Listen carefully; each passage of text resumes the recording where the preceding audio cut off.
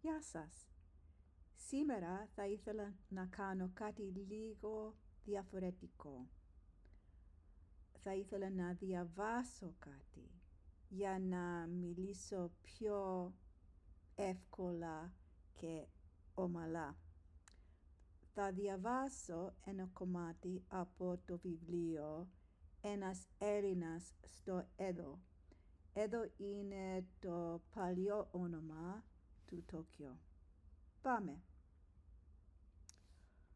Ο σκύλος της φωτογραφίας είναι ο πρώτος φίλος μου που έκανε στο Τόκιο, όταν ακόμα δεν ήξερα κανέναν, ούτε καν τους συναδέλφους μου στο σχολείο. Η κυρία του ήταν ηλικιωμένη, μονίμως κεφάτη και πάντα έχει μια ιστορία να μου διηγηθεί. «Τα σκυλιά διδάσκουν την αγάπη», μου είχε πει κάποτε. «Τι εννοείς, Σέικο-σαν?» τη ρώτησα και εκείνη μου διηγήθηκε την παρακάτω ιστορία. Μια φορά και έναν καιρό, σε κάποιο μακρινό χωριό, υπήρχε ένας παλαιός ναός που ήταν γνωστός με το όνομα «Ο Ναός με τους 1000 καθρέφτες». Το όνομα του δεν ήταν τυχαίο.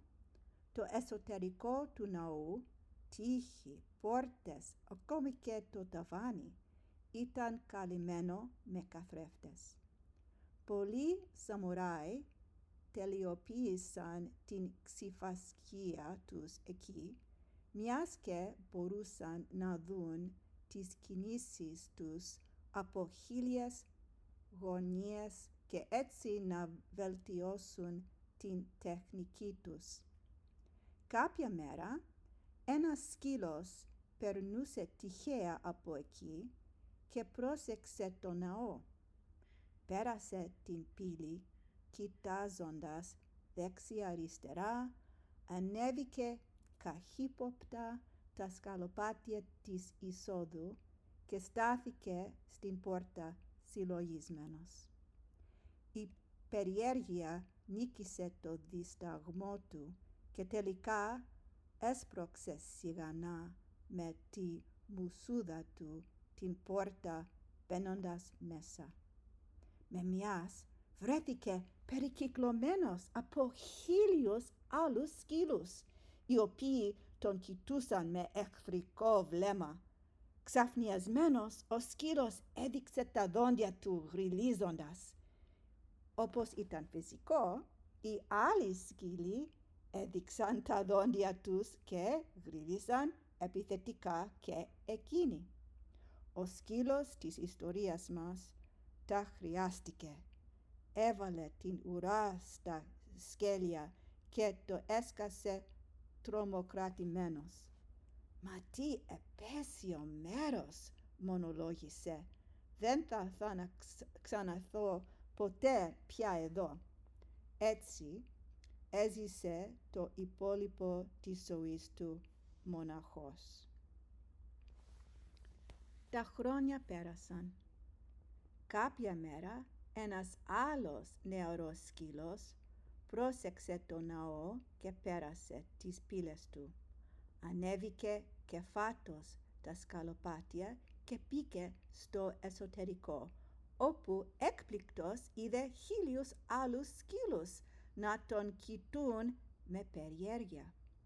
Ξαφνιασμένος, ο σκύλος κούνησε χαρούμενα την ουρά του όσο πιο γρήγορα μπορούσε.